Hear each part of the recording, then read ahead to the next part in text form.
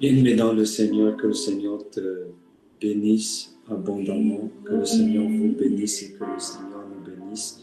Nous allons ensemble élever nos voix pour rendre grâce à Dieu.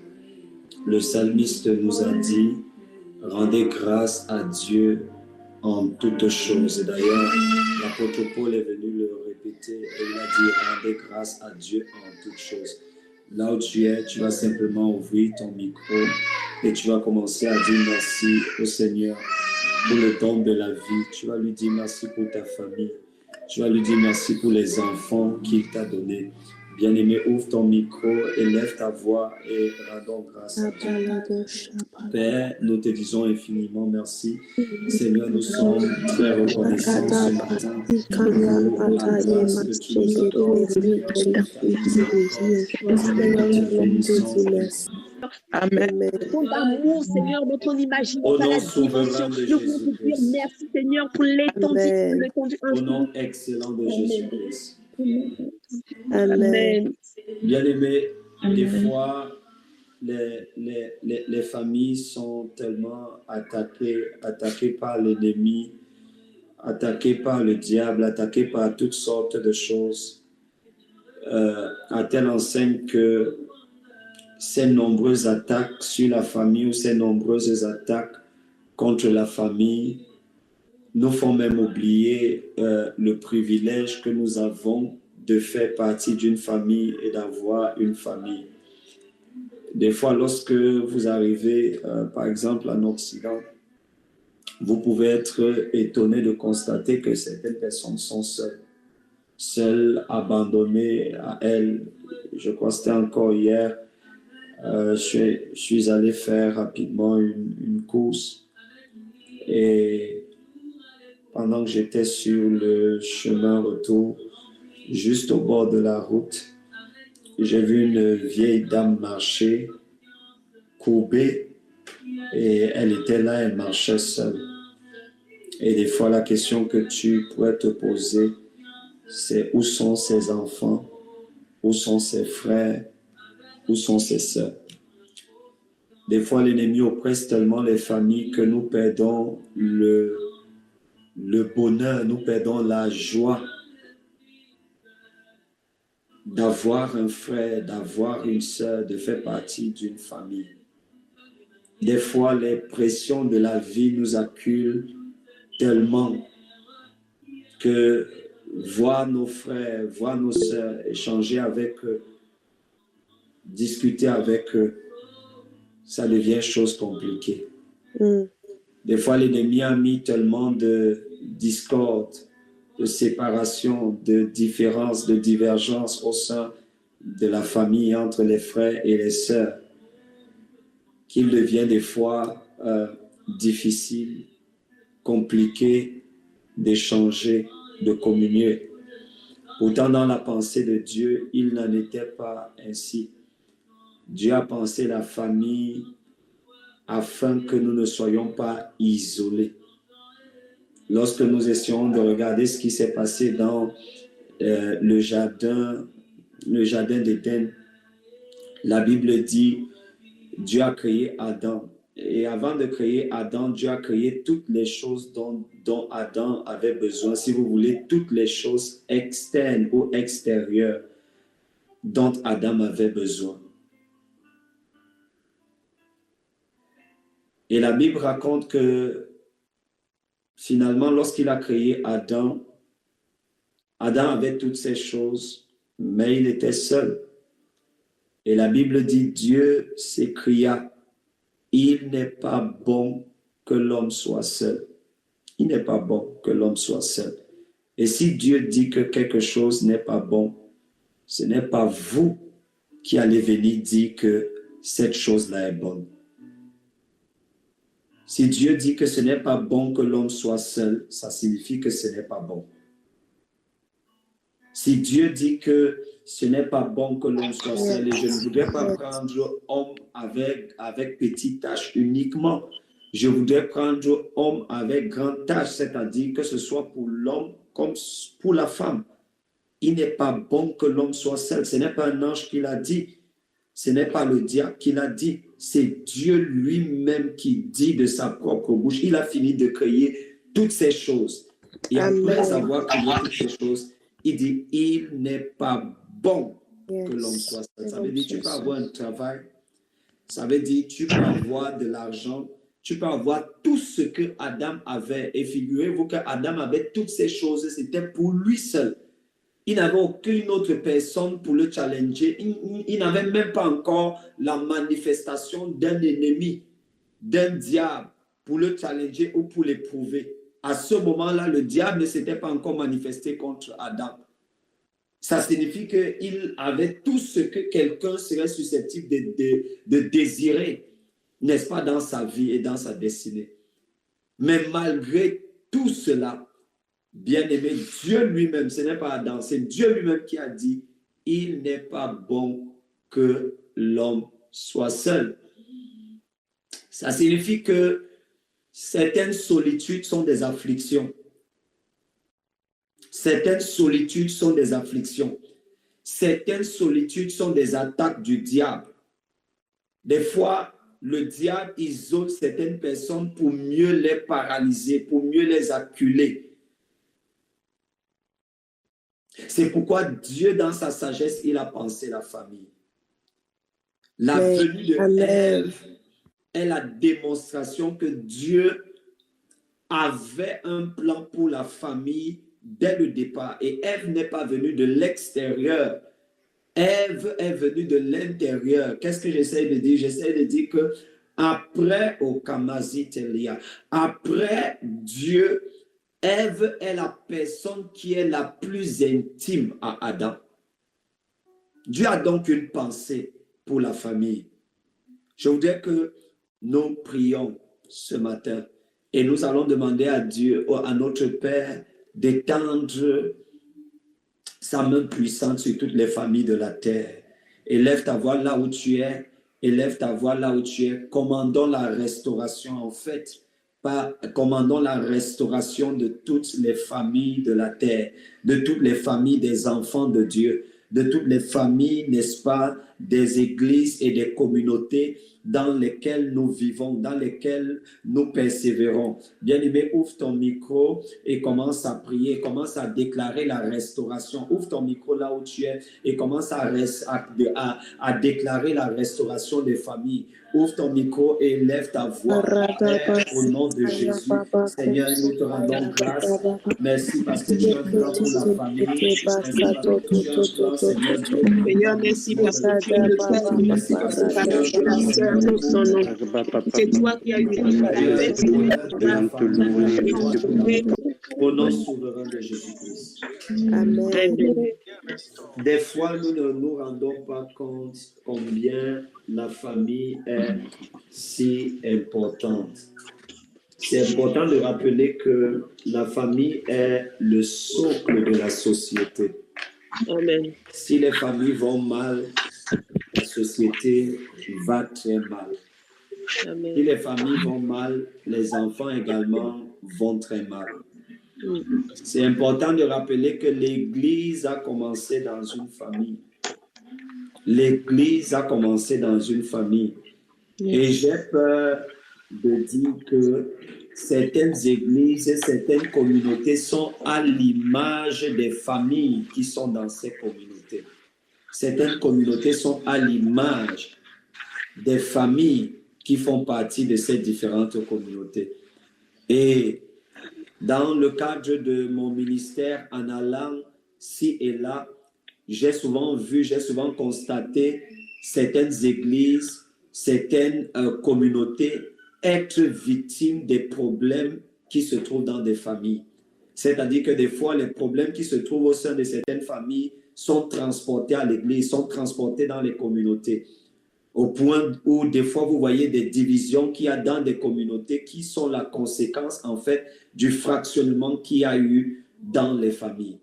Donc, lorsque les familles sont guéries, c'est également l'Église qui est en santé. Lorsque les familles sont guéries, c'est également la société qui est en santé. Lorsque les familles sont guéries, c'est également les entreprises qui sont en santé.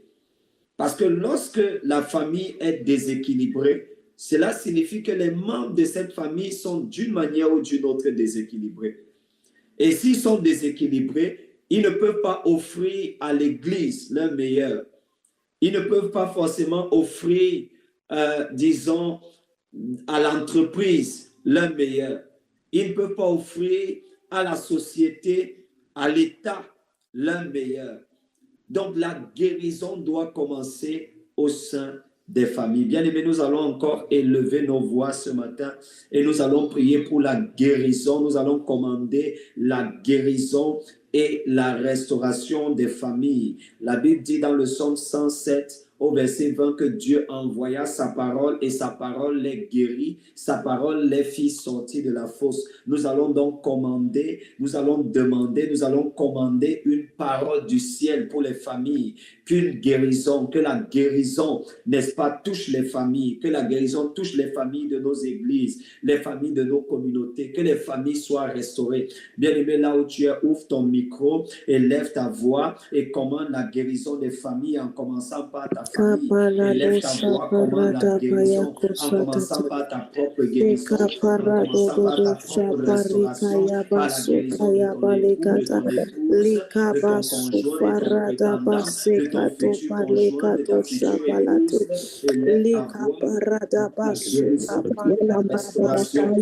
Seigneur, ce matin, nous voulons prier, nous voulons commander, nous voulons déclarer la guérison et la restauration des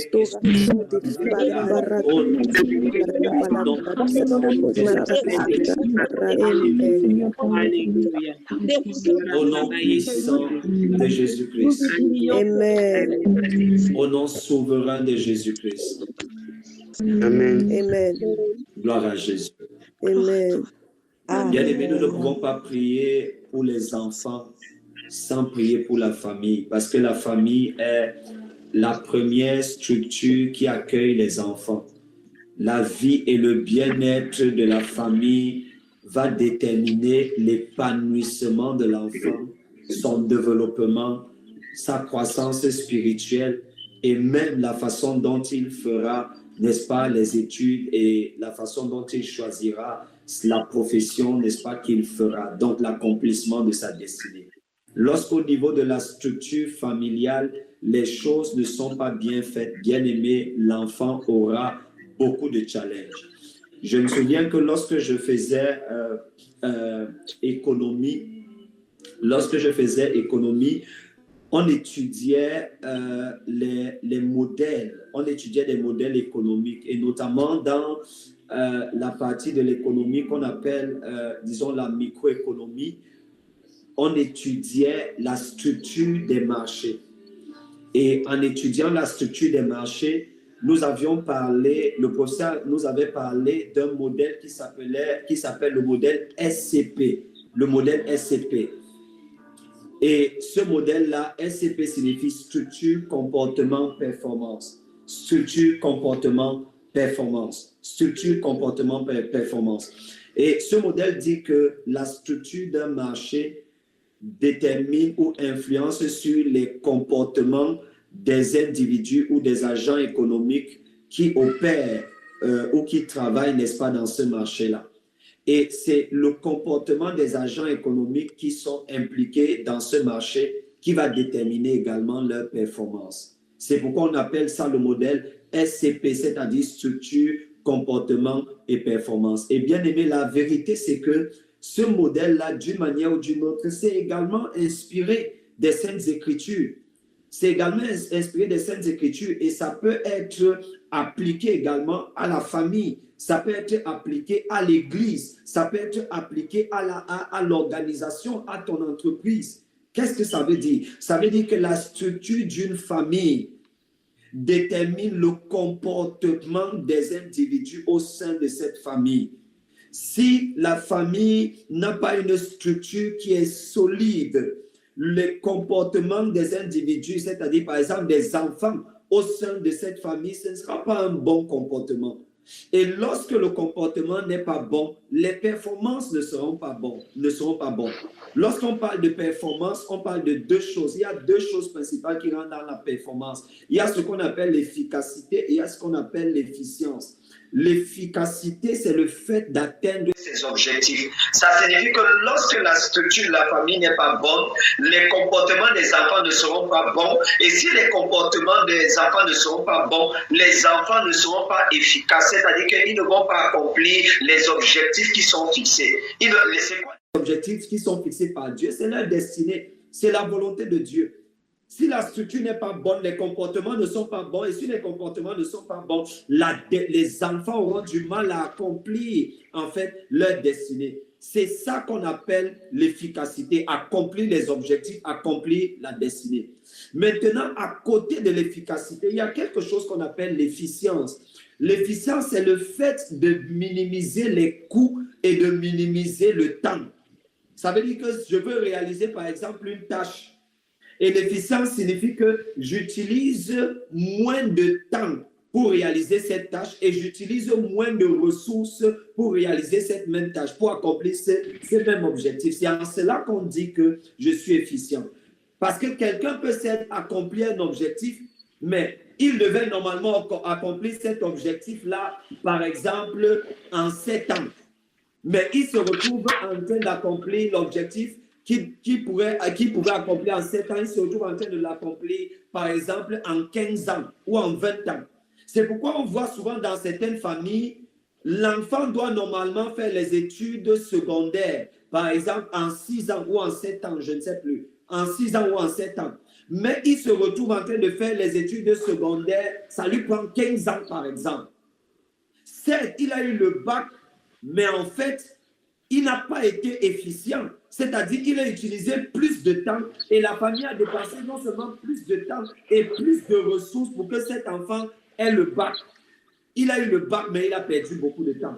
Il a eu le bac, mais ça a pris beaucoup plus de ressources, d'énergie. Et tout cela, c'est lorsque le comportement n'est pas adéquat. Pourquoi est-ce que le comportement n'est pas adéquat? Parce qu'il y a un problème avec la structure familiale. Or, on ne peut pas parler de structure familiale sans d'abord parler de la fondation. De la fondation.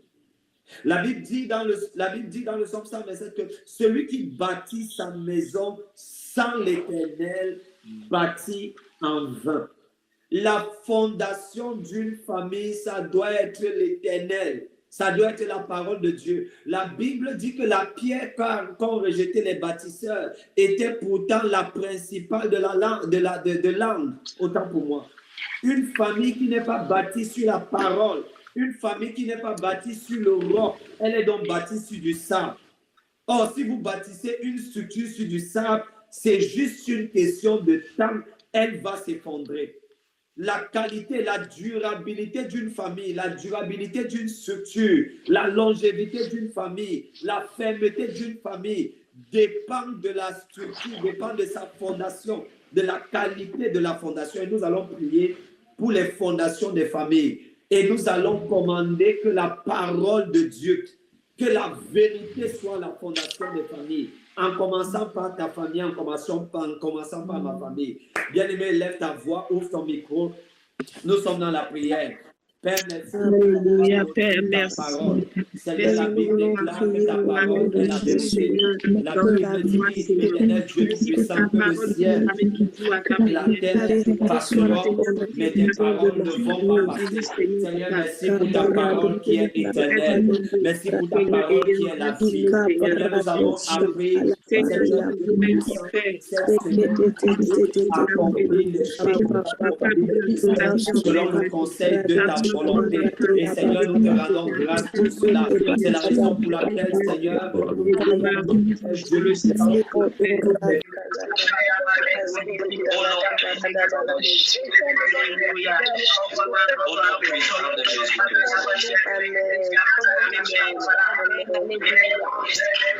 Au nom puissant de Jésus-Christ. Amen. Amen. Gloire à Jésus.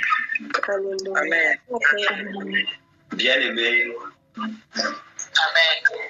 Nous ne pouvons pas parler de la structure de la famille, de la fondation de la famille, sans parler de Jésus-Christ. Et après Jésus-Christ, dans la famille, la prochaine personne ou la deuxième personnalité la plus importante dans la famille, c'est le Père. C'est le Père. Bien-aimé, c'est le Père.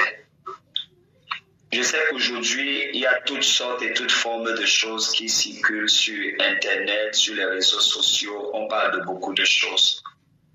Mais toutes ces choses que nous écoutons ne vont pas venir modifier, changer ce qui est écrit dans les Saintes Écritures. Alléluia. C'est important de le dire et c'est très important de le savoir. Jésus a dit, le ciel et la terre passeront, mais mes paroles ne passeront pas. Jésus est même allé plus loin. Il a dit que si quelqu'un essaye d'enlever ne serait-ce qu'un iota de cette sainte écriture, qu'il soit anathème. C'est ce que l'apôtre Paul a dit. Bien-aimé, cela signifie que lorsque nous parlons de la famille, nous devons accepter que la deuxième personnalité de la famille, la deuxième personne qui est responsable dans la famille après Jésus-Christ, au travers de son esprit, qui est le socle de nos différentes familles, la deuxième personnalité, c'est le Père. Et lorsque cette structure, cette hiérarchie familiale n'est pas respectée, bien aimé, ça cause des soucis, des diffractions, des divisions, des problèmes de tout genre. Allez simplement regarder,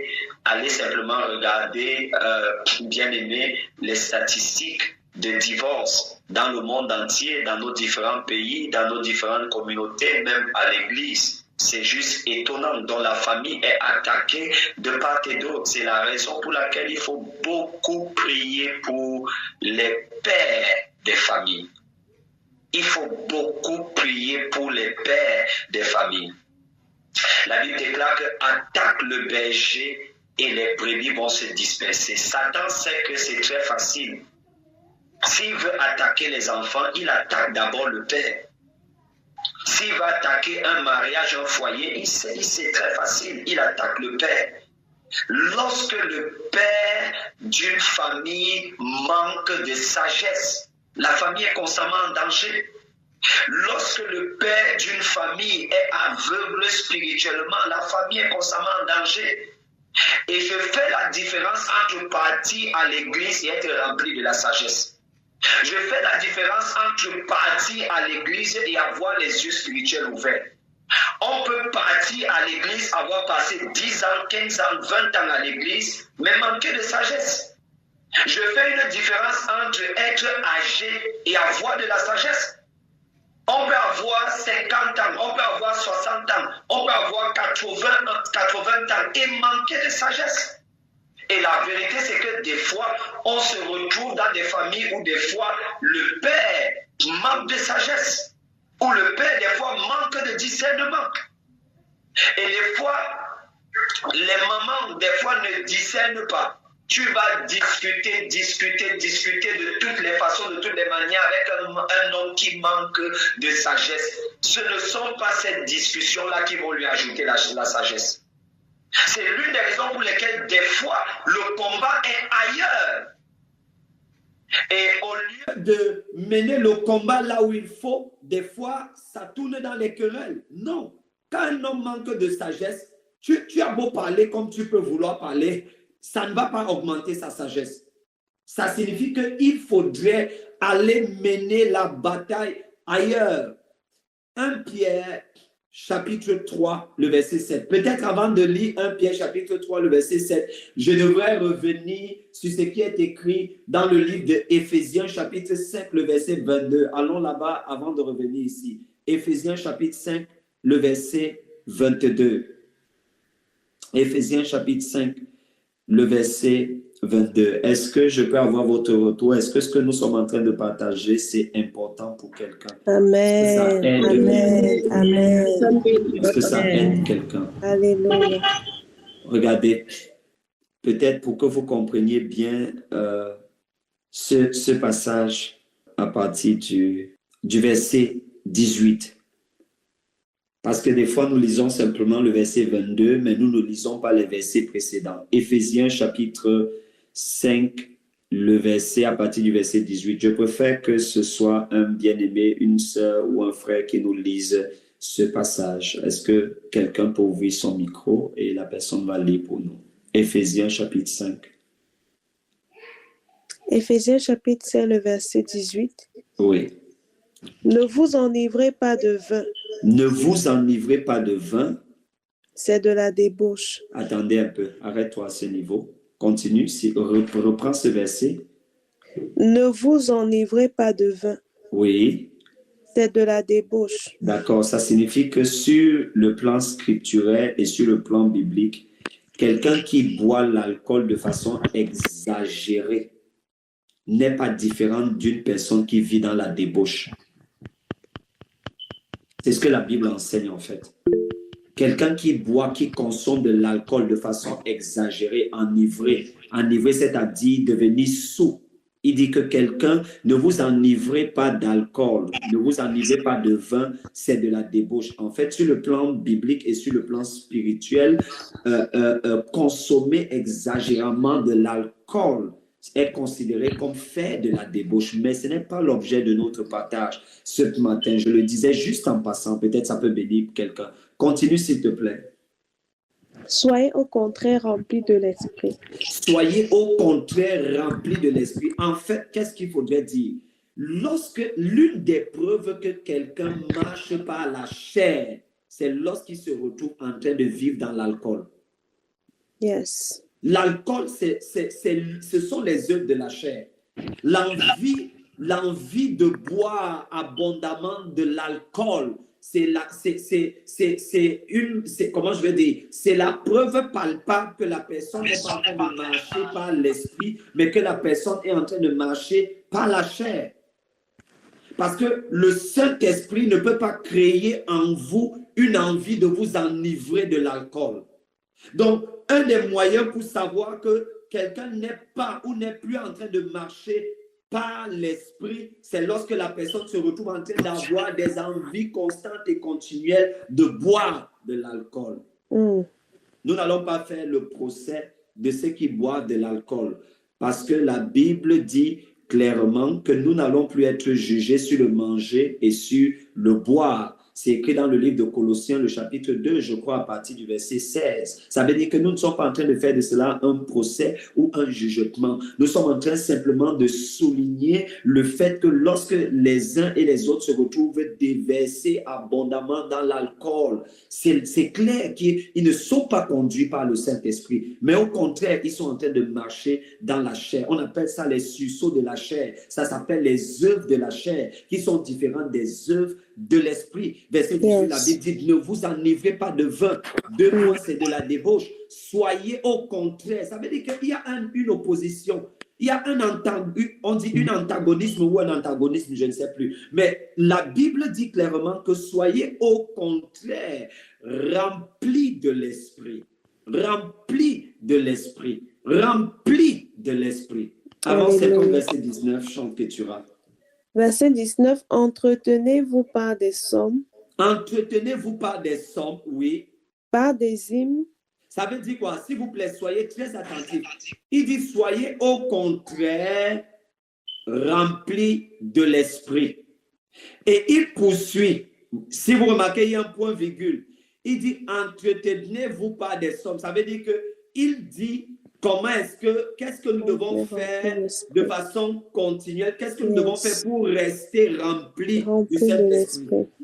Pour rester continuellement remplis du Saint-Esprit.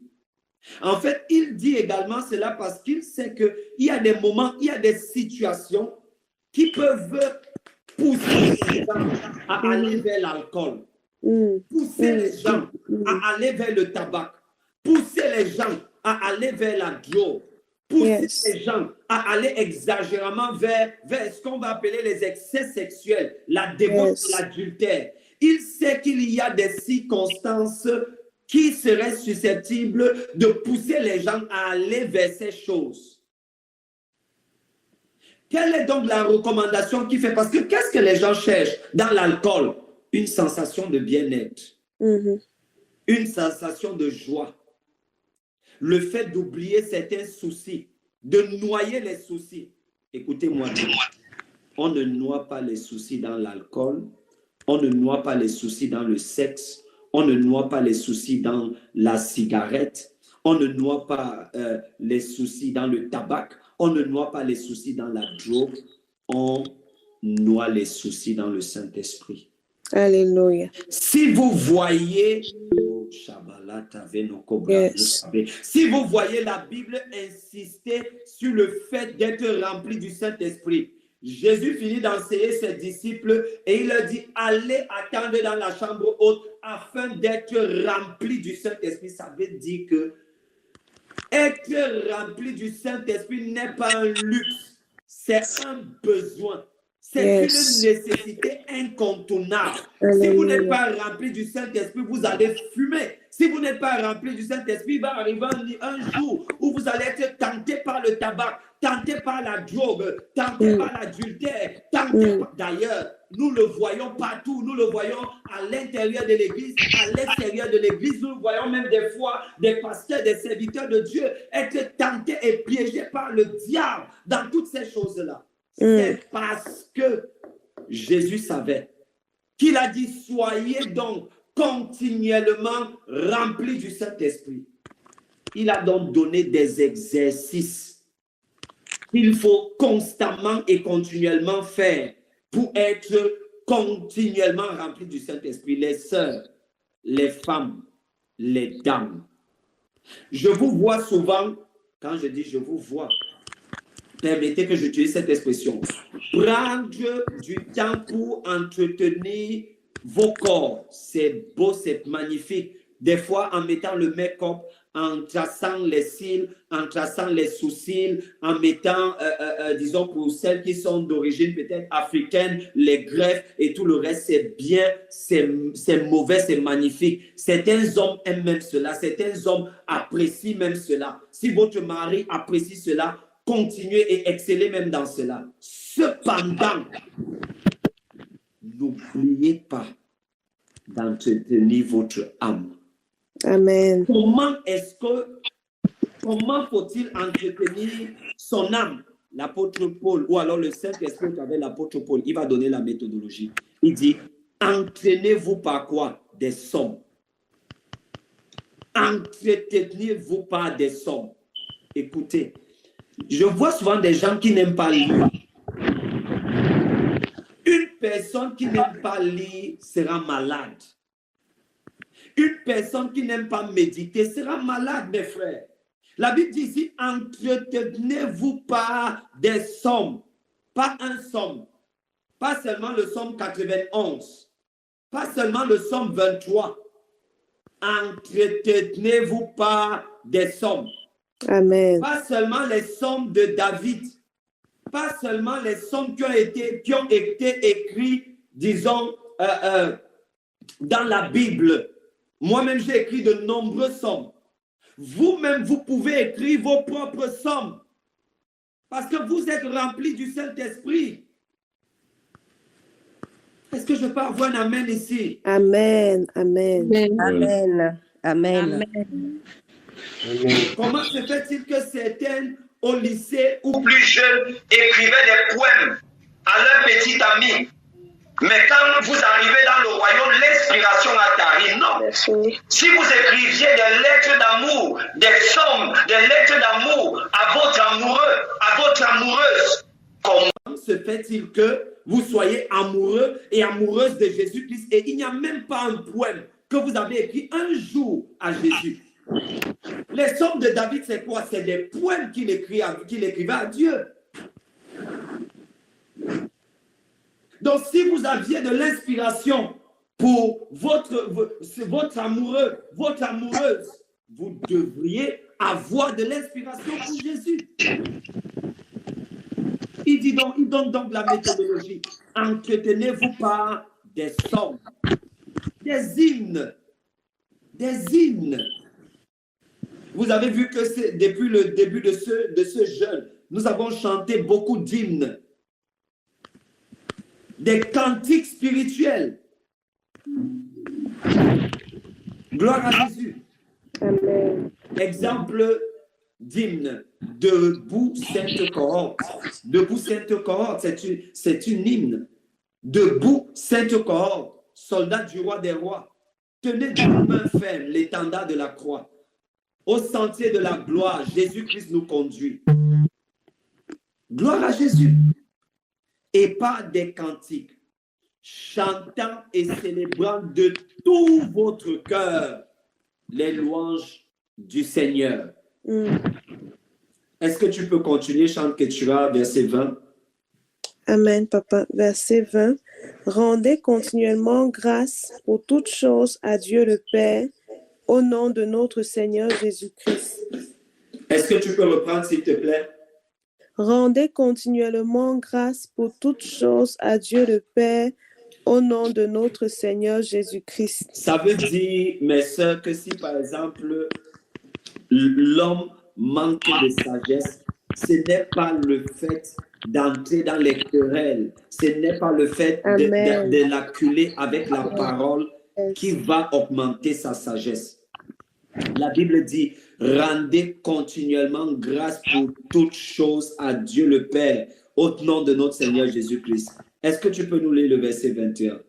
Verset 21, vous soumettant les uns aux autres dans la crainte de Christ. Je souhaite que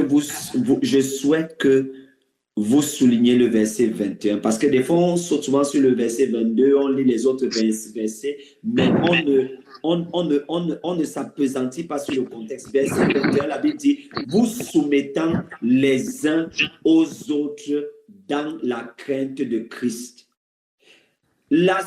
Écoutez bien, la soumission n'est pas un fruit de la chair, c'est un fruit de l'esprit. Oh, je n'ai pas reçu un. Alléluia. La soumission n'est pas un fruit de la chair, c'est un fruit de l'esprit. Est-ce que je peux avancer? Alléluia. Amen. Je vais avancer. Ce que je veux vous dire, ça va tellement vous bénir. On n'apprend pas la soumission à l'école. On apprend la soumission à l'école du Saint-Esprit. Oh, est-ce que tu n'as appris ça? Je dis, on n'apprend pas la soumission à l'école. On apprend la soumission à l'école du Saint-Esprit. La soumission n'est pas un fruit, ce n'est pas une œuvre humaine. La soumission est une œuvre purement spirituelle. Yes. Purement spirituelle. Purement spirituelle.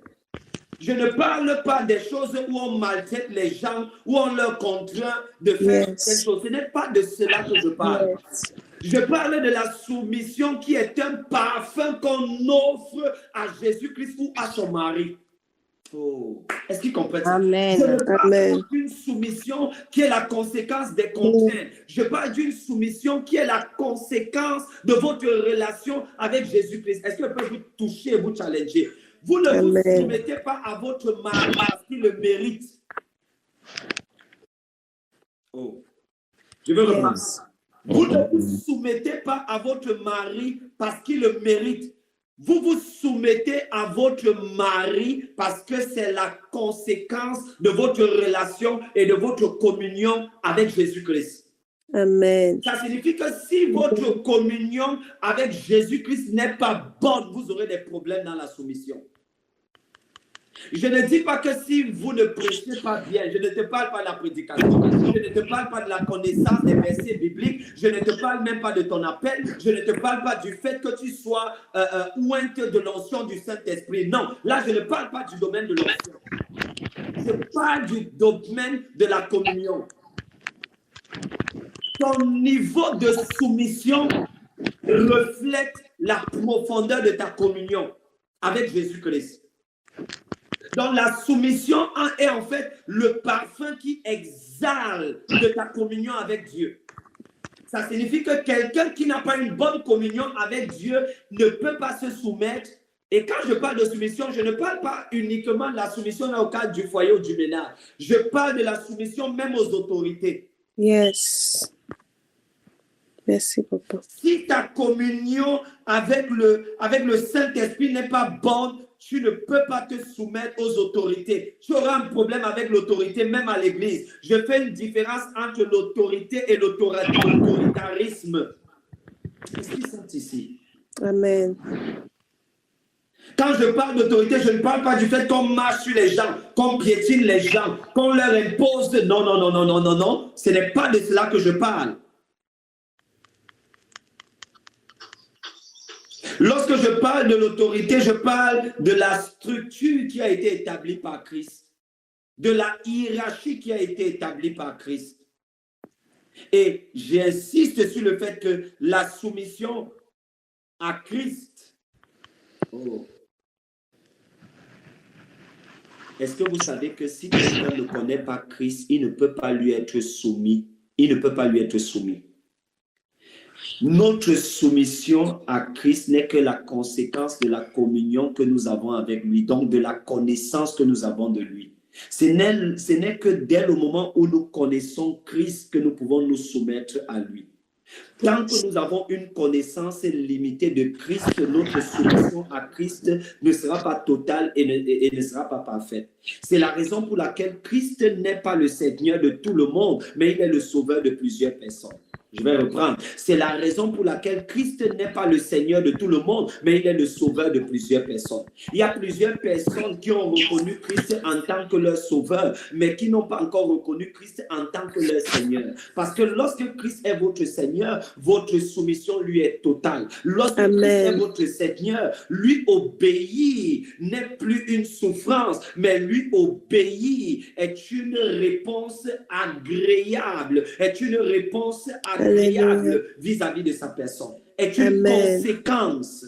Vous prenez donc plaisir à obéir. En fait, ce n'est plus de l'obéissance, mais c'est de marcher simplement dans la volonté, dans sa volonté parfaite. Amen. Or, lorsque nous parlons donc de nos enfants, nous parlons de nos familles. Et si nous parlons de nos familles, nous parlons également de nos foyers, de nos mariages, de nos ménages, de nos couples. Et le verset 21 dit que vous soumettant les uns aux autres dans la crainte de Christ. Donc, la soumission, par exemple, dans le cadre du foyer, elle est fonction de notre relation et de notre communion avec Dieu. Est-ce qu'on peut lire le verset 22? Verset 22. Femmes, soyez soumises à vos maris comme au Seigneur. Très bien. Est-ce que tu peux reprendre? Verset 22. Femmes, soyez soumises à vos maris comme au Seigneur. Vous savez ce que ce verset signifie? Ce verset signifie que vous ne pouvez pas être soumis à votre mari plus que vous ne l'êtes à Jésus-Christ. Wow. Ce verset signifie que la soumission que vous avez vis-à-vis de Jésus-Christ, elle est exactement la même soumission que vous donnez à votre mari. Yes. Ça veut dire que pour voir combien une sœur ou une sœur, par exemple, est soumise à Christ, on check simplement dans son foyer. En fait, le foyer est le thermomètre de la conversion et le thermomètre de la soumission. S'il te plaît, note ce que je venais de partager. Le foyer est le thermomètre de la conversion et le thermomètre de la soumission. Le foyer est le thermomètre de la conversion de l'homme. C'est dans le foyer qu'on voit si un homme est converti. Je ne dis pas repenti. Il y a une différence entre la repentance et la conversion. Plusieurs sont repentis, mais il n'y a pas toujours beaucoup de convertis.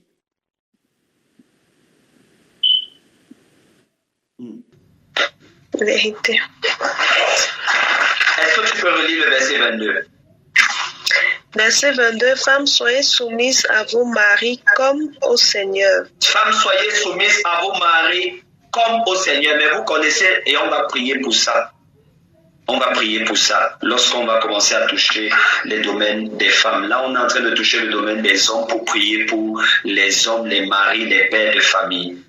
Vous connaissez quel est le vrai challenge ici? Le vrai challenge, c'est que votre mari n'est pas forcément comme Christ, mais il a la position de Christ. Yes. Est-ce que vous voyez le vrai challenge que les femmes ont? C'est que vous vous retrouvez en train d'avoir, par exemple, un mari qui n'a pas la totalité du caractère de Christ, mais qui se retrouve en train d'avoir la position de Christ. C'est là où est le problème. Non, les femmes, ne pensez pas que je suis, disons, contre vous. J'ai une fille, donc je ne peux pas être contre les femmes. Gloire à Jésus. Vous avez des filles. J'ai les filles. Amen. J'ai de nombreuses filles. Gloire à Jésus-Christ. Amen. Gloire à Jésus. Parce que aucun père ne veut ou ne peut accepter de donner son enfant pour qu'elle se retrouve en train d'aller être maltraitée. Aucun père ne peut accepter cela.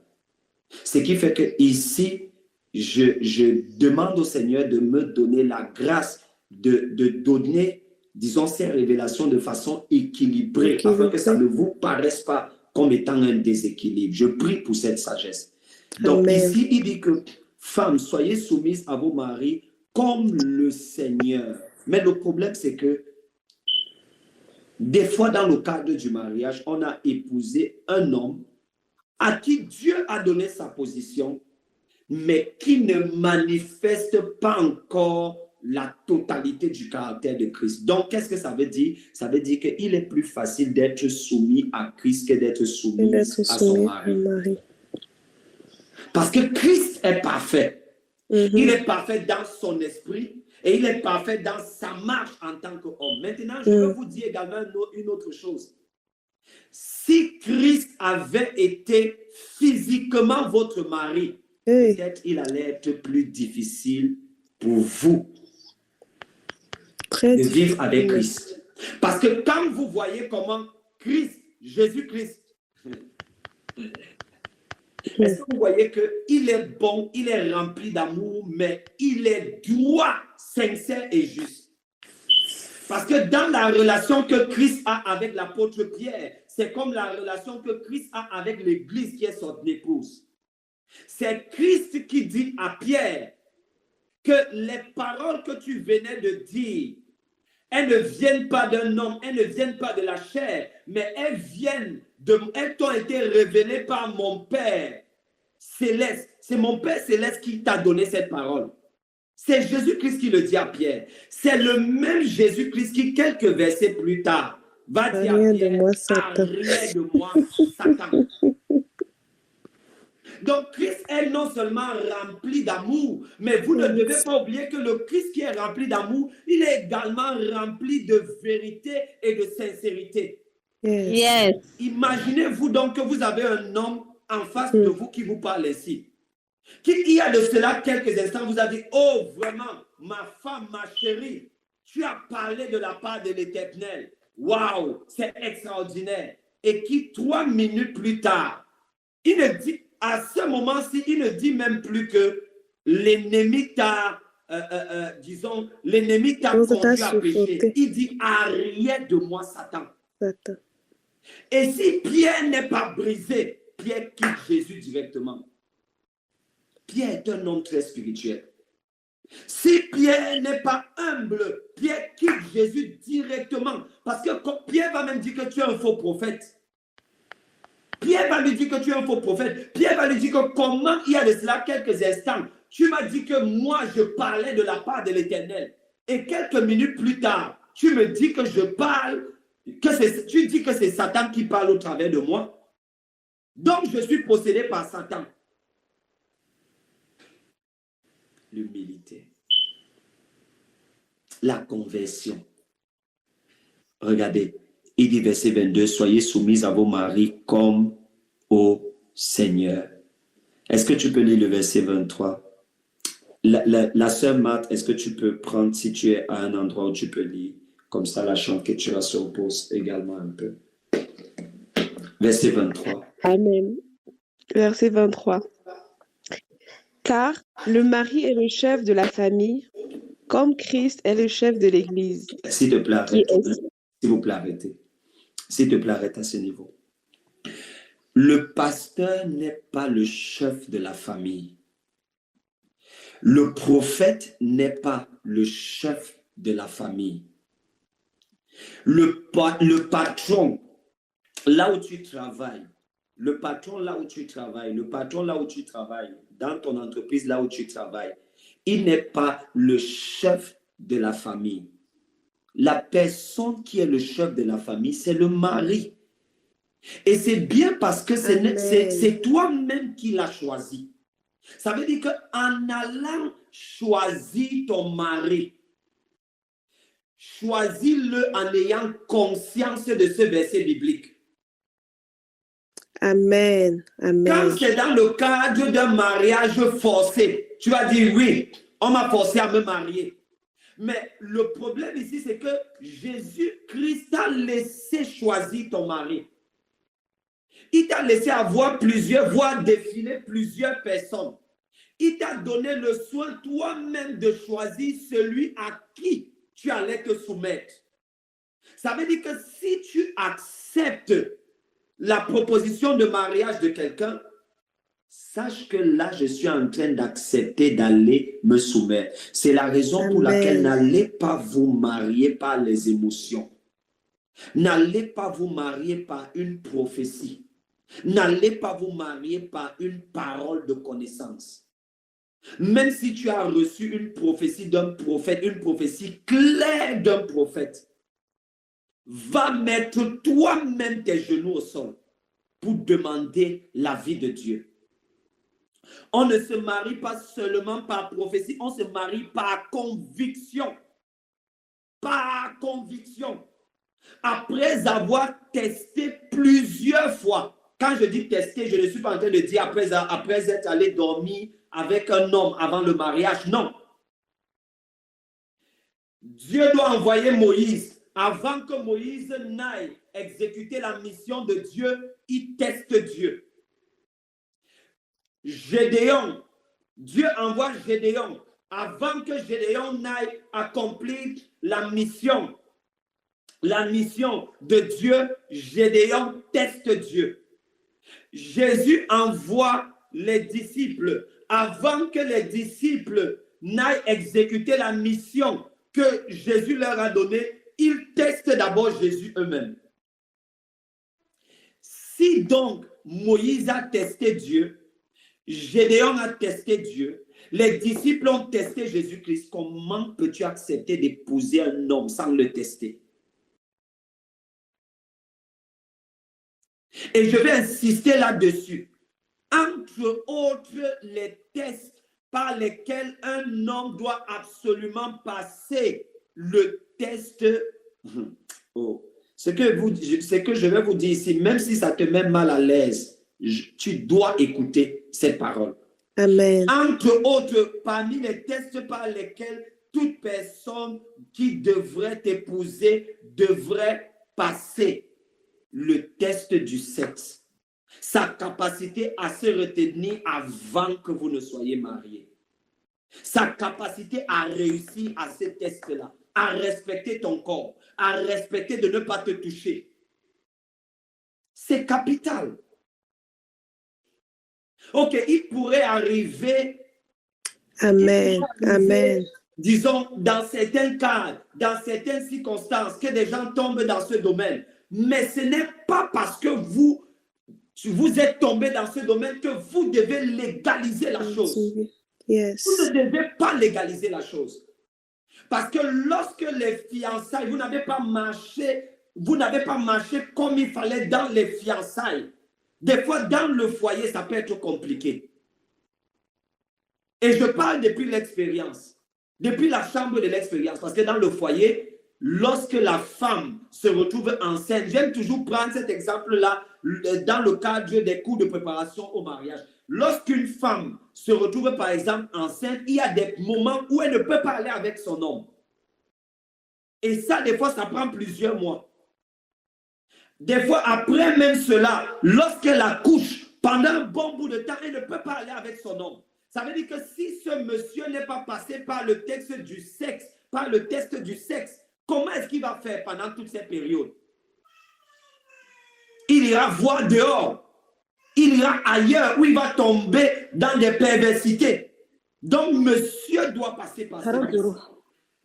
Pardon, Est-ce que je peux avoir un amen? Est-ce que je peux Amen. avoir Amen. Amen. Ah, donne-moi un amen. Amen. Amen. Non, on n'a pas gardé ces espèces. Amen. Amen. Amen. Amen. Je vais vous montrer le lien entre Et puis ce après, les dont observations, nous vous sommes en allez train de parler et le fait de marcher par l'esprit. Souvent, le problème dans les foyers, dans le foyer ou dans le ménage, c'est lorsqu'on a l'un des deux conjoints ou l'un des conjoints qui ne marche pas en étant conduit par le Saint-Esprit. Or, si le père de la maison n'est pas conduit par le Saint-Esprit, bien aimé, des fois, c'est compliqué. Ça peut être compliqué dans la maison. Or, quelle est l'une des preuves que un parent peut marcher en étant conduit par le Saint-Esprit? C'est en passant par le test, également par le test du sexe. Amen. Parce que, oh mon Dieu, réussir ce test-là, ça signifie qu'il a réussi également le test de pouvoir marcher en étant conduit par le Saint-Esprit. Parce que des fois, dans la période de fiançailles, le Saint-Esprit, lorsqu'on est conduit totalement et parfaitement par le Saint-Esprit a la capacité de nous aider à éviter tous les pièges face auxquels on pourrait se retrouver pendant les fiançailles. Et on ne se retrouve en train de tomber dans ces pièges de Satan qu'au moment où on ne marche plus par l'esprit, mais on commence à marcher par la chair. Donc ça, ce n'est pas un test uniquement, ce n'est pas un test charnel, c'est un test qui est hautement spirituel. C'est l'une des raisons pour lesquelles la Bible nous recommande. C'est l'une des raisons pour lesquelles la Bible nous recommande également de ne pas passer à l'acte avant de s'être marié. Et je vais dire une chose, ce que je suis en train de dire, ce n'est pas valable uniquement pour l'homme, mais c'est également valable pour la femme. Parce qu'il y a également de nombreux cas où la demande ne viendra pas forcément de l'homme, mais peut venir également de la femme. Ça, c'est pour équilibrer les choses. Il y a des cas où la demande, où la pression vient de la femme. Parce que si elle n'a pas appris à marcher en étant conduite par le Saint-Esprit, à voir un homme et à se calmer, et il y a de nombreux cas comme ça, où peut-être le problème ne va pas venir seulement de l'homme, ça va venir de la femme. Elle ne sait pas se retenir. Elle ne sait pas marcher elle ne sait pas se laisser conduire par le Saint-Esprit dans ce domaine. Et des fois, dans le cadre du foyer, ça peut également poser des problèmes. Ça peut poser des problèmes dans le sens où, je vais prendre des exemples. Des fois, dans le cadre du foyer, par concours de circonstances, pour une activité spirituelle ou même pour une activité intellectuelle ou même pour une activité dans le cadre professionnel, des fois, il pourrait arriver que votre mari soit contraint de ne pas pouvoir, disons, aller poser cet acte-là, communier avec vous sur le plan physique. Vous faites comment dans ce cas-là? Bien sûr, je voudrais souligner ici que dans ce genre de cas, la décision n'est pas prise de façon unilatérale, mais la décision est prise en collégialité, en communion, en ayant l'accord de son conjoint. Donc, ce test-là, il est très important. Est-ce que tu peux avancer? Car le mari est le chef de la femme, comme Christ est le chef de l'Église. Comme Christ est le chef de l'Église, qui est son corps. Ici, chef ne signifie pas qu'il marche sur toi. Chef ne signifie pas qu'il t'écrase. Chef ne signifie pas qu'il te piétine. Chef signifie qu'il manifeste, il te manage et il manifeste de la bienveillance. Amen. Amen. Amen. Il fait ressentir le meilleur de toi. Il t'aide à relâcher ton potentiel. Il t'aide à te découvrir. Yes. Il t'aide à faire sortir ton potentiel. Il t'aide à accomplir la destinée de Dieu pour toi-même. Maintenant, je veux souligner quelque chose, les femmes et les sœurs. Il t'aide à cheminer sur le chemin du bonheur. Or, cheminer sur le chemin du bonheur ne signifie pas être confortable dans toutes les saisons. Je vous recommande d'ailleurs ce livre-là. Être heureux n'est pas forcément être confortable dans toutes les saisons. Yes. Yes. Être heureux n'est pas forcément être confortable dans toutes les saisons. Des fois, on est amené à penser que être heureux, ça signifie être confortable dans toutes les saisons. Non. Quand vous commencez à embrasser le chemin du bonheur, il y a des saisons où vous n'allez pas être confortable. Est-ce que l'enfant est un bonheur? Est-ce que les soeurs peuvent me répondre? Est-ce que l'enfant est un bonheur? Amen, papa. Amen. Oh, est-ce qu'on peut ouvrir nos micros? Je veux entendre vos voix. Est-ce que l'enfant est un bonheur? Oui, papa. Amen. Amen. D'accord. Oui. Les mamans qui ont accouché, ça signifie que pendant les 9 mois, pour celles qui ont gardé, disons, la grossesse pendant les 9 mois, ça signifie que pendant les 9 mois, vous étiez en train de porter un bonheur dans votre sein. Est-ce que c'est vrai? Amen. Amen. Très bien. Maintenant, est-ce que pendant ces 9 mois-là, vous étiez confortable? Très bien. Non. Ça veut dire qu'on peut transporter le bonheur. On peut être sur le chemin du bonheur, mais des fois ne pas être confortable. Et des fois, il faut accepter ça. Gloire à Jésus. Donc, la Bible dit ici que le mari est le chef de la femme, mais le problème, c'est comment avoir un chef qui ne marche pas en étant conduit par l'esprit. Comment avoir un chef, n'est-ce pas, qui n'est pas rempli de l'esprit de sagesse. C'est ici que je vous amène donc dans 1 Pierre chapitre 3, le verset 7. 1 Pierre chapitre 3, verset 7. Est-ce qu'on peut le lire? 1 Pierre chapitre 3, verset 7. 1 Pierre chapitre 3, verset 7. Là, il est écrit, « Marie, montrez à votre tour de la sagesse dans vos rapports avec vos femmes. » Très bien, maman, s'il te plaît, arrête-toi là. Oui, continue. Comme avec un sexe plus faible. Oui, Honorez continue. les hommes, Oui, comme devant aussi hériter avec vous de la grâce de la vie. Qu'il en soit ainsi, afin que rien ne vienne faire obstacle à vos prières. s'il te plaît, maman, relis encore. Marie, Oui, montrez à votre tour de la sagesse dans vos rapports avec vos femmes, oui, comme avec un sexe plus faible. oui, Honorez-les, oui. comme devant aussi hériter avec vous de la grâce de la vie. Oui. Qu'il en soit ainsi, S'il te plaît, afin lis. que rien ne vienne faire obstacle à vos prières. Très bien. S'il te plaît, maman, lis encore pour une dernière fois. Marie, montrez à votre tour de la sagesse dans vos rapports avec vos femmes, comme avec un sexe plus faible. Honorez-les, comme devant aussi hériter avec vous de la grâce de la vie. Qu'il en soit ainsi, afin que rien ne vienne faire obstacle à vos prières. Très bien. Nous allons, je vais expliquer ceci pendant quelques secondes et nous allons prendre le dernier sujet de prière. Nous allons continuer le soir et demain. La Bible dit, nous sommes dans 1 Pierre chapitre 3, je lis à partir du verset 7. La Bible dit, Marie, montrez à votre tour de la sagesse dans vos rapports avec vos femmes. Maintenant, le problème, c'est que comment montrer de la sagesse lorsqu'on n'en a pas? Et il arrive des fois que les conflits au sein du foyer, du couple, naissent du fait que le mari a manqué de sagesse dans un domaine. Et des fois, lorsque le mari se retrouve en train de manquer de sagesse dans un domaine, des fois, si la femme perçoit, par exemple, qu'ici, il y a un souci, ça peut devenir la source d'un conflit. Et des fois, quand ça devient la source d'un conflit, des fois, ça tombe dans les querelles. Des fois, ça impacte la structure de la famille. Des fois, ça fragilise la structure de la famille. C'est l'une des raisons pour lesquelles, mes sœurs, j'étais en train de vous dire qu'il faudrait beaucoup prier pour les hommes. Pour les hommes, parce que ce sont les premières cibles, ce sont les cibles de l'ennemi.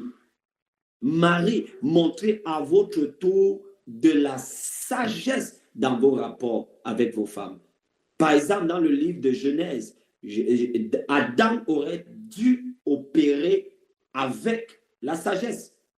Dieu lui a demandé de prendre soin de tout ce qui était dans le jardin. C'est ce que Dieu lui a demandé, n'est-ce pas? Amen. Amen. Prendre soin signifie également manager, développer, mais aussi surveiller. On ne peut pas parler de prendre soin sans surveiller, mais est-ce que vous constatez qu'au moment où Satan, le diable, parle à Ève, Adam est absent. Donc, dans ce domaine-là, Adam a manqué de sagesse. Est-ce que quelqu'un voit? Adam a manqué de sagesse. Mais maintenant, comment c'est compliqué d'être soumise à quelqu'un qui manque constamment et continuellement de sagesse. Donc, au lieu d'aller dans le frontal, la première des choses, il faut prier pour que Dieu le remplisse de la sagesse.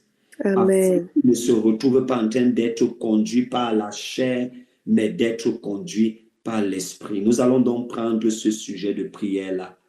Nous allons prier afin qu'au sein de nos familles, que le Seigneur remplisse les hommes de l'esprit de sagesse. Je vous prends un exemple. Lorsqu'un homme se retrouve simplement en train d'écouter, disons, les gens du dehors et de ne pas écouter des fois, par exemple, son épouse, des fois, c'est également manquer de sagesse. Surtout si, après avoir écouté, par exemple, ces personnes de dehors, les choix qui sont faits ne produisent pas des résultats sur le plan familial. C'est clair que la personne manque de sagesse. Et une fois de plus, je dis et j'insiste que ce n'est pas parce qu'on a grandi, on a poussé en âge que la sagesse a augmenté. D'ailleurs, Job le dit.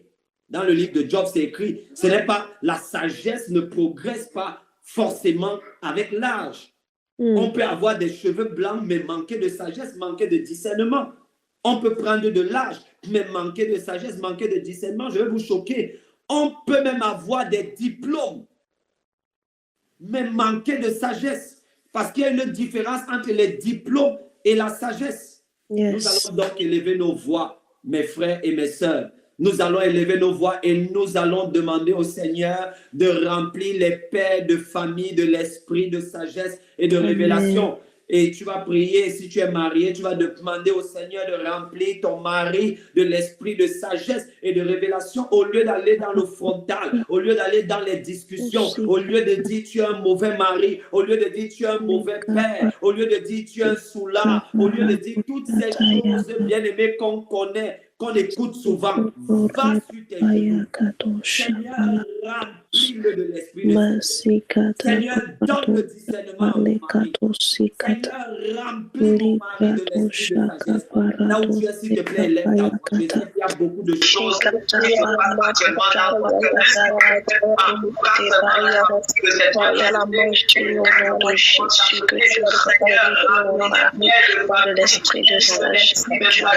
l'esprit de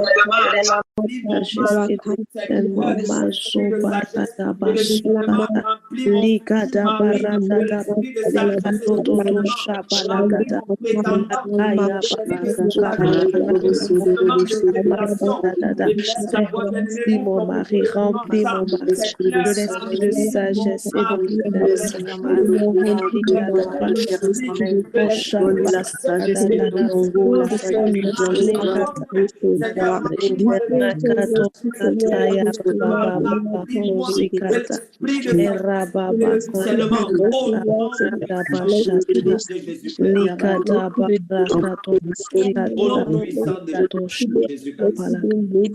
Est-ce que je peux avoir un amen?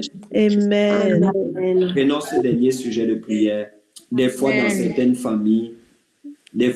certaines familles, les enfants se sont perdus ou les enfants ont pris, disons, la mauvaise voie ou le mauvais chemin parce que des fois, le père ou le parent n'a pas été...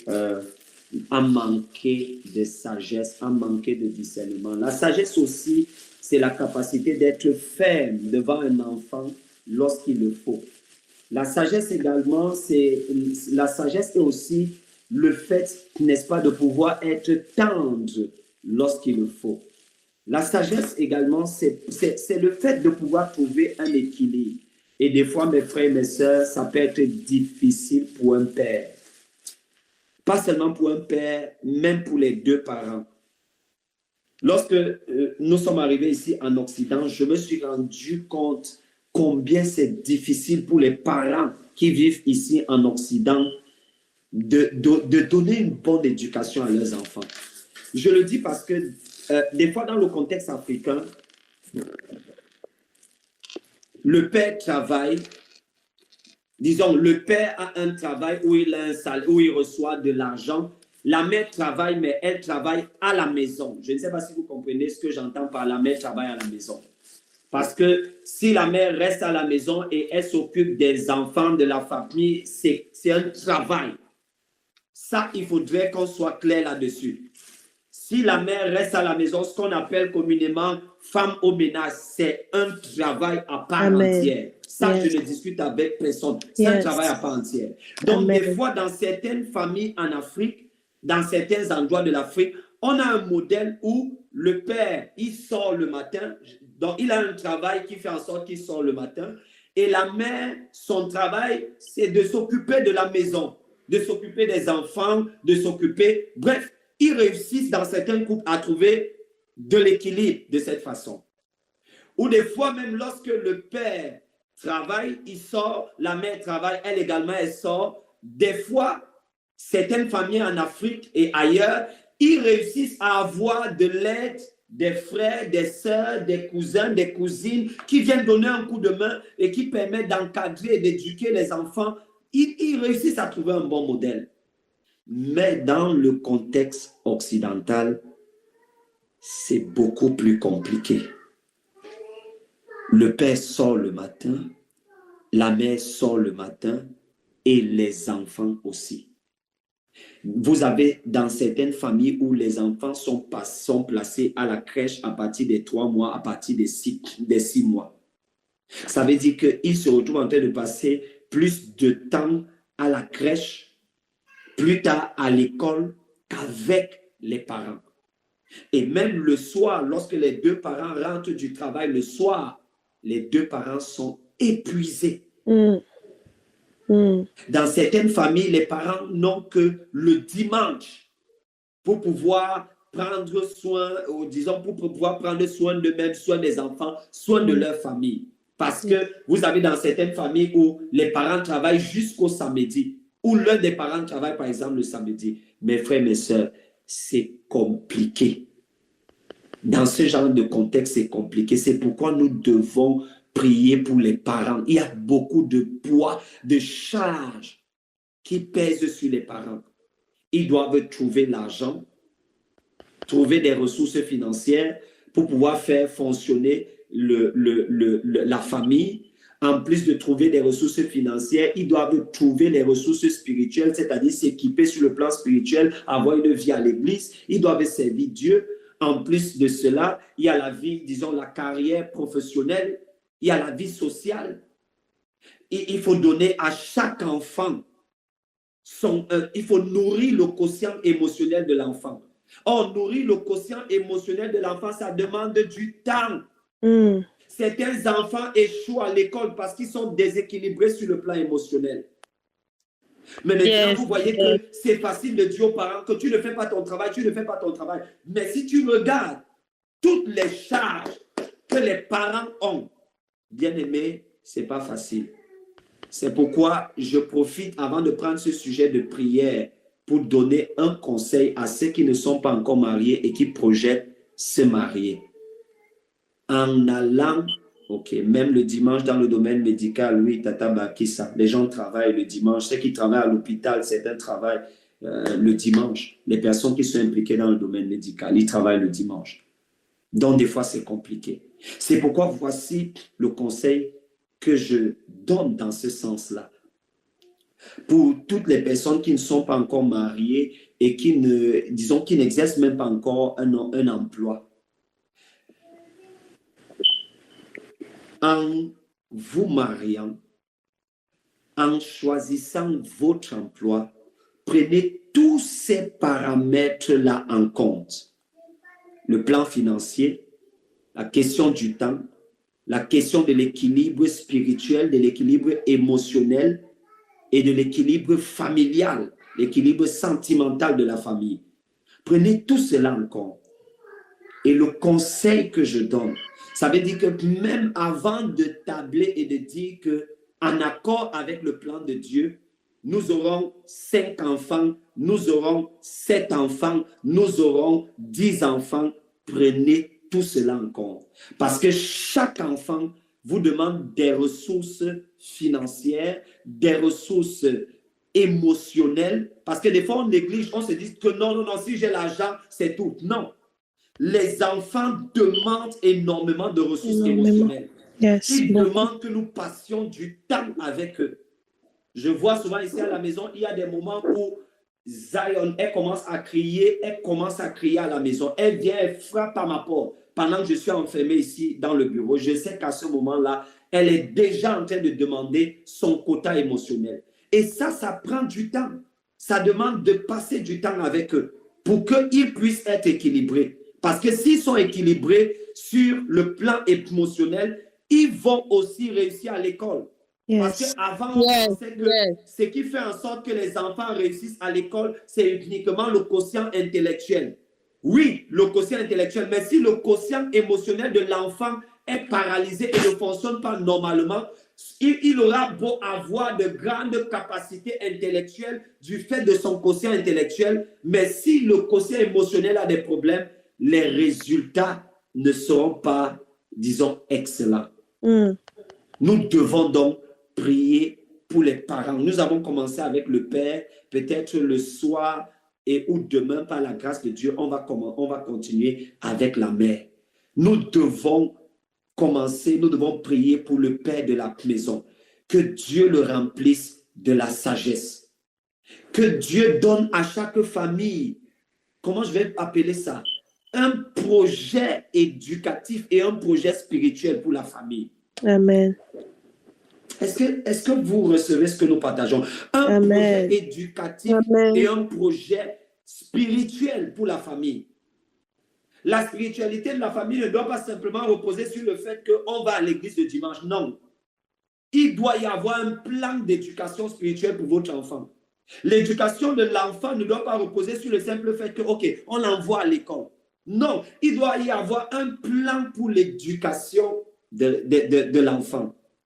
Et c'est difficile. Vous pouvez même avoir ce plan-là, mais ce sera difficile de l'implémenter si vous n'avez pas le temps. Si vous êtes absorbé par le travail, si vous êtes absorbé de part et d'autre, des fois par le ministère, si vous êtes absorbé de part et d'autre par toutes les autres choses qui concourent à nous absorber. Nous allons donc élever nos voix. Bien-aimé, tu vas ouvrir ton micro et tu vas ouvrir ta bouche. Nous allons élever nos voix et nous allons prier pour tous les parents.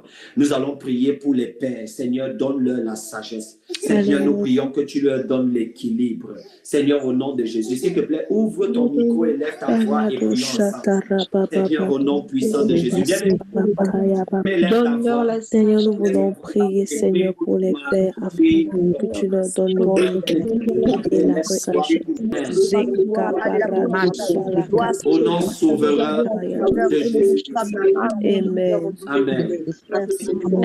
Amen. Au nom excellent de Jésus-Christ. Amen. Amen. Amen. Amen. Tata Balkissa, s'il te plaît, est-ce que tu peux prier pour nous, pour les pères et pour les chefs de famille, s'il te plaît? Merci. Seigneur éternel, Dieu de grâce, Dieu tout-puissant, je prie, Seigneur Papa, pour les pères de famille, pour les hommes, pour les pères, Seigneur, de chaque maison, de chaque foyer. Père éternel, c'est toi qui as la sagesse infinie. C'est toi, Seigneur Papa, qui as fait d'eux des pères, Papa, des époux, Seigneur. Alléluia, des pères de famille, je te prie de les remplir, de les équiper, de leur donner, Seigneur, la sagesse, Papa, de les fortifier, Papa, de les équilibrer, ô Père éternel. Merci pour ton esprit de sagesse sur leur vie. Merci pour la grâce, ta grâce sur leur vie. Merci pour la force et la puissance que tu leur donnes de se tenir en tant que chef de leur maison, en tant que chef, Seigneur, Papa, de leur famille, en tant que chef, Seigneur, de leur foyer, Père éternel. C'est toi qui équipe, c'est toi qui remplis. Je te bénis, je te rends grâce, Seigneur, pour toute cette parole, Seigneur, qui nous a été donnée, qui nous fortifie, qui nous éclaire, qui fait tomber les écailles de nos yeux. Je te rends grâce au Dieu de gloire, Dieu Tout-Puissant. Merci pour ton esprit encore qui nous a assistés pendant ces temps, Seigneur, qui assiste encore, Papa, nos époux, Seigneur, les pères de famille, Papa, que tu nous as donnés. Merci encore, Éternel. Je te rends toute la gloire, l'honneur, la magnificence, l'élévation. Soit bénie, soit élevée encore, Seigneur, mon Dieu. Amen. Amen. Amen. Amen. Amen. Amen. Merci infiniment, Tata Bakissa. Nous prions que le Seigneur te bénisse, qu'il bénisse ta maison, qu'il élargisse, n'est-ce pas, l'espace de votre tente et qu'il vous accorde la grâce de posséder chaque territoire qu'il vous a donné, ton mari et toi, ainsi que toute ta famille. Bien-aimés dans le Seigneur, nous allons arrêter à ce niveau pour ce matin. Et nous prions que la grâce du Seigneur soit avec chacun de vous, avec chacun de nous, et que le Seigneur remplisse nos maisons de sa sagesse, de son discernement, afin que nous puissions élever, éduquer, autant pour moi, les enfants que Dieu nous a prêtés dans une bonne atmosphère, avec un bon équilibre sur le plan spirituel, sur le plan émotionnel, sur le plan également matériel. Nous sommes reconnaissants au Seigneur pour ce qu'il fait. Merci Seigneur pour ta grâce et ta miséricorde. Beaucoup de courage à toutes les personnes qui jeûnent.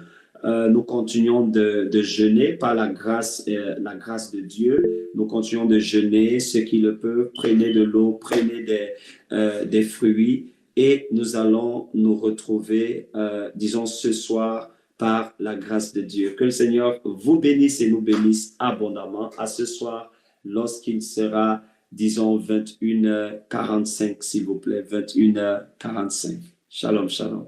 Shalom, merci, Papa. Shalom. Shalom. Bonne journée. Merci, bye. Bye bye. N'hésitez pas à liker, à partager la chaîne et à vous abonner. Soyez bénis.